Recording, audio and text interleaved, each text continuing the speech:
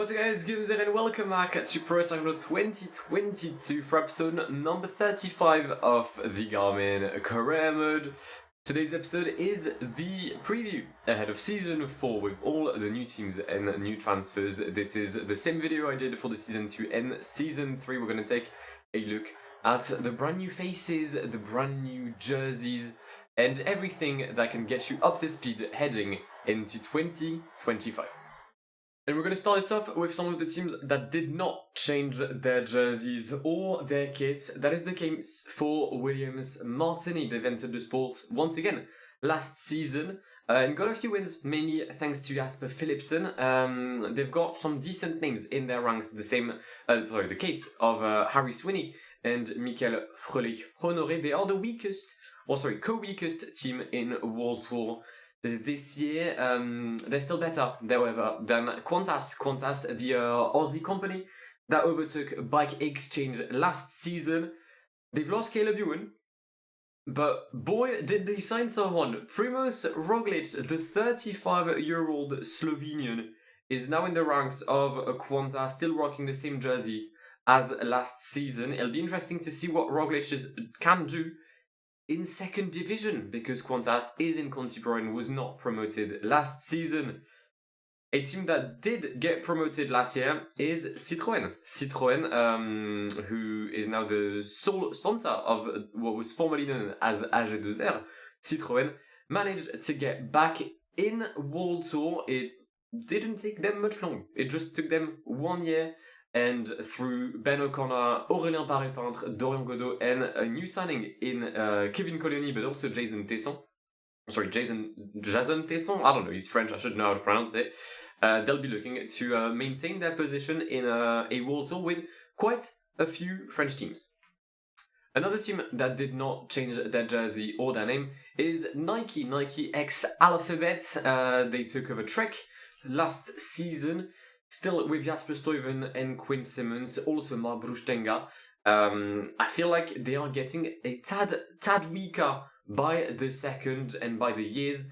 So we'll see what happens for the American outfit. Not even that strong anymore on the American side due to the presence of Garmin Sharp and EF. EF that got new investments as well. We'll see that later on. The team of the world champion, Orbea. They took over Movistar. I nearly switched them for Repsol due to the Movistar/Repsol links that they were. But because they've gone for, I believe, a Saudi partnership, I figured there was no real point in going for the iconic Repsol Honda that would have been the livery. So we're sticking with Orbea this year for the team of Ghana, the Central World Champion. Then again, quite weak. Dylan Groenewegen as the sprinter. For the mountains, you're going to get Ivan Sosa and Einer Rubio as your two best riders when this used to be your specialty. Watch out because Orbea could potentially be relegated come the end of the season. A team that made massive moves this summer. They've lost Primoz Roglic. They've also lost Mathieu van der Poel, but the money that they decided to bring, or the money that they were able to bring, got Tadej Pogačar at Zwift. The former Jumbo-Visma has replaced Roglic with, basically its upgrade. We'll say Roglic 2.0. Mr. Tadej Pogačar is a rider of Zwift alongside Olaf Koy and Caleb Ewan, also Christophe Laporte and Ethan Hayter. A very, very solid team when it comes to the sprint. We've got Eric Bachka and Hofstadter as well. However, for the mountain, if you remove Tadej, Jan Hertz and Salomon, things are looking quite bleak for the Dutch outfit. Another team that saw barely any change is Lotto Destiny. I'm still not sure as to how the fuck they're in World Tour, but here they are, they're still here. I need to change the fucking color combination because this is simply outrageous to look at. This is just a crime against humanity. Arnaud Delis, Tim Merlier, Fernando Gaviria, Pascal Ackermann. How many sprinters do you need in a team? Apparently you need 4 of them to maintain in World Tour. When it comes to the mountain, you've got Andres Vervlossem, who was quite good, if I recall correctly, last season, and you've got Sylvain Moniquet. But yeah, let's be honest, if a team needs to be relegated next year, that would be manually. Lotto Destiny is probably not sticking around. Joining the list of teams that did not change. There's quite a few of them actually. I expected there to be less. But we've got Peugeot Red Bull, after the blockbuster move of getting Wout van Aert last season, with Mikel Landa. Well, you've kept them. You've got David Gaudu still in Team Arnaud Démarre. Valentin Madouas and Axel Baudin, still that French core with Romain Grégoire as well, bringing some youth. And you've got the likes of Jensen Plowright that joined you with Michael Storer, still here for the Aussies. It was a good team last year. Peugeot Red Bull is sticking around to be yet another force to be reckoned with. I believe one of the last few teams that have not changed. Teamable Bianchi, still with the main man Tim Soski at the helm of it. They still have Mats Pedersen. They still have Carlos Rodriguez after him losing the Vuelta in quite a shocking manner last season. He's getting overtaken by a team you haven't seen yet. It's kind of, you've spoiled my fucking video, you dumb person on your bike here. But yeah, they've kept the core. I think they may have lost someone important, but I can't recall who. They still got Schachmann, Jacek, Bentana. It's a good team. They still have Matej Gobekan, the European champion. Oh, they've lost Ghana. That's who they've lost. They've lost Filippo Ganna. He was riding for Team Bianchi. Not anymore. He's gone to Orbea. Actually, there's one more team that did not change jersey, and it's them. It's Liquigas, the Italian team that made their return last season in World Tour. I can't even remember who they took the place of because it wasn't Bahrain. It was probably like another team that I'd forgotten about. Oh, it was Astana. Ida Schelling has joined the Italian outfit to replace a departing Miguel Angel Lopez. Superman has left the Italian cycle. I don't even know where he's gone, if I'm honest. But you've got Schelling, Persico, Baith, Theo Gegenhardt. Quite a strong team.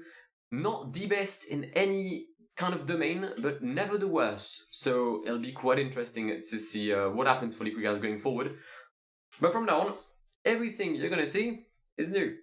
So let's have it. One of the new teams you're going to see in the peloton this year is another team making a comeback. Crédit Agricole, the CA. They were there back in the glorious days of Tour Soft in 2007-8.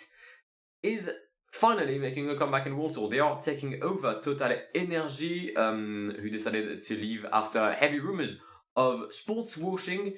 Not that I would know anything about that, because I'm just a game maker and I do not know anything. But Crédit Agricole has made an entry, and what an entry they've made. Juan Ayuso, the 22-year-old, is joining them. They've lost Richard Carapaz. They've signed Juan Ayuso.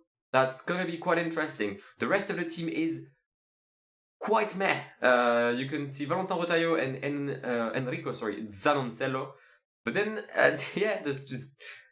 it's basically Juan Ayuso and Inshallah for the Crédit Agricole.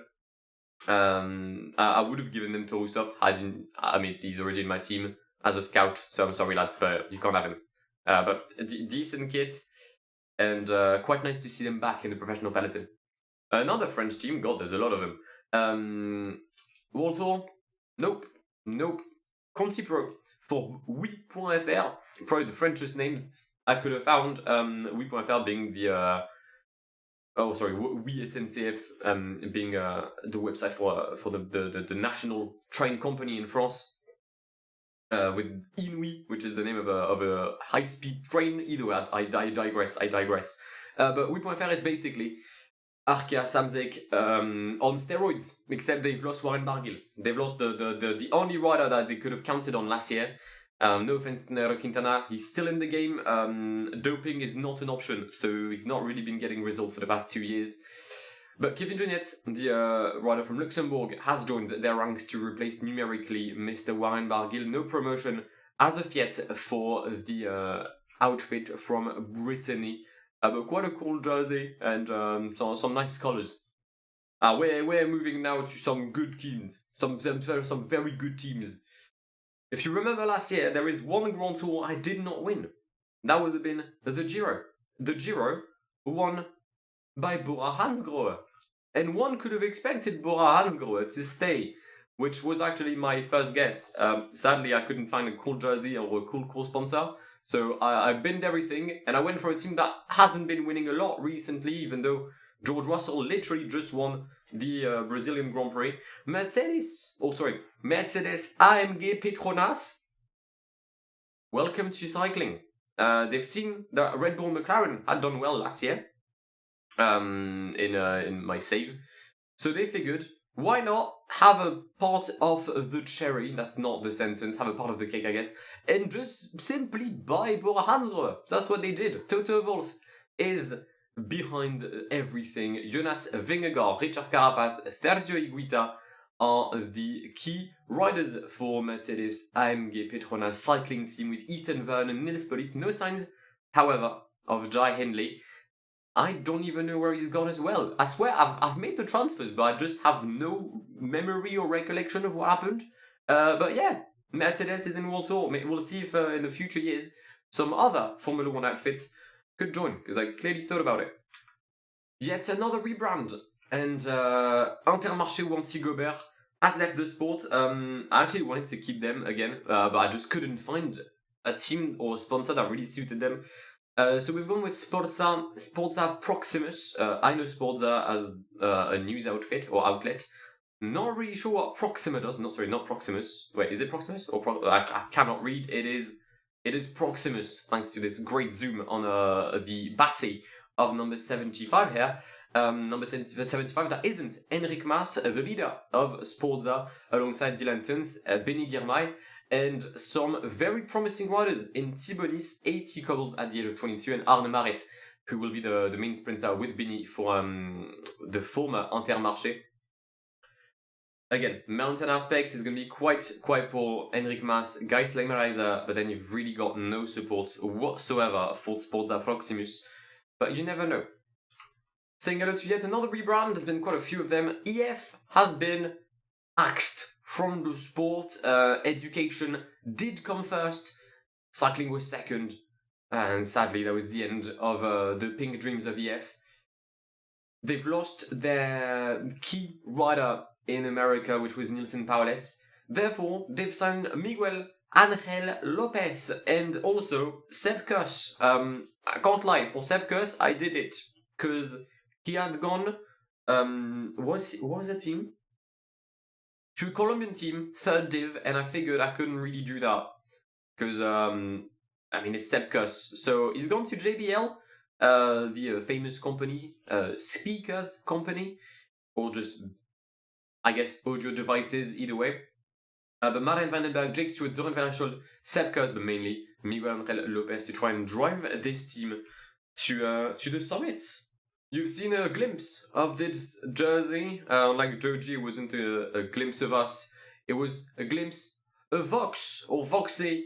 I don't know what they are. I know they're powered by Vodafone, so I'm gonna guess they're like a phone company, like maybe like 3 on the jersey of Chelsea. I don't know.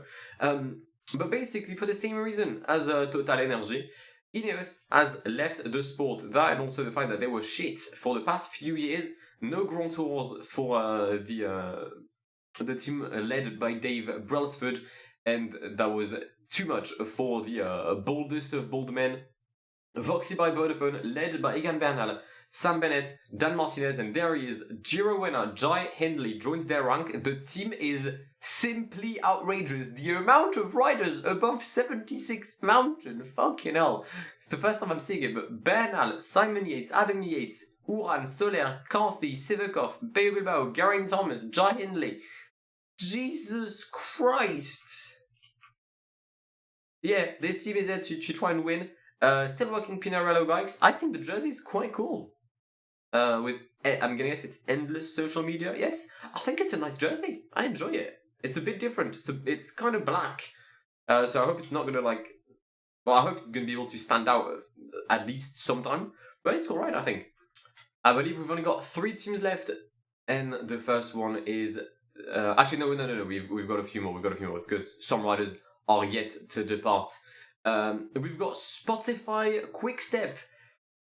After buying shares in Barcelona, the Swedish owner of Spotify has invested in cycling to try and give some sort of new life to what used to be Soudal Quickstep, the Belgian outfit, with poor results over the past few seasons. And by joining Spotify Quickstep has a lot of budget, and also some very good names. Alaphilippe Evenepoel, Jacobsen. There's someone behind. I took a screenshot and I don't know who's this Spaniard guy. I think it's Roque Adria, Cavagna. But also, due to this merger, Spotify has invested into Scandinavian riders. Now, I could not have gone for Swedish riders because they don't exist. No offense to like Theo, who's probably the only Swedish guy that watches me, if he still watches me, please. But they've invested in Norwegian cyclists, mainly in the UnoX part of cycling, with Tobias Halland Johannesson joining, and others big names for UnoX.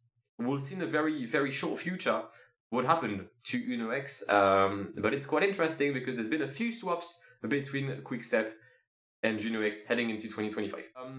But we move on to Tudor BMC, because there's been a team that shocked World Tour last year.